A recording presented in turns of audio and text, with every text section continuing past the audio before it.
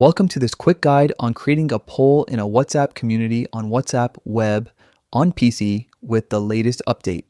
If you've ever wanted to gather opinions from your group members efficiently, this feature makes it simple and fast.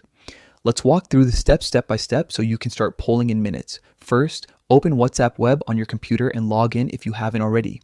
You'll see all your chats and on the left, a list of conversations. Navigate to the community where you want to run the poll.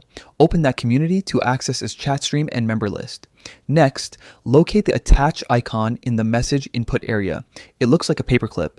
Click it to reveal the attachment options. Among the choices, you'll find poll. Select poll to start creating your poll right away. Now you'll fill in your poll information. In the question field, type the question you want to post to the community. Make sure it's clear and concise so everyone understands what they're voting on. After the question, move to the options field to enter each voting choice. You can add multiple options depending on how many responses you want to offer. Aim for a balanced set of options that covers the common perspectives or alternatives.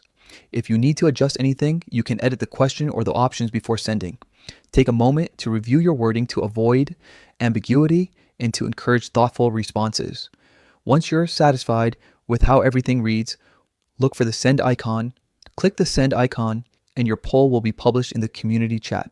Members will see the poll with all the options you provided and can cast their votes directly from WhatsApp web on PC. As votes come in, you can monitor responses in real time and decide how you want to summarize the results or follow up with a discussion based on the outcomes. That's all there is to it. A few taps and you've created a clear, effective poll right inside your WhatsApp community.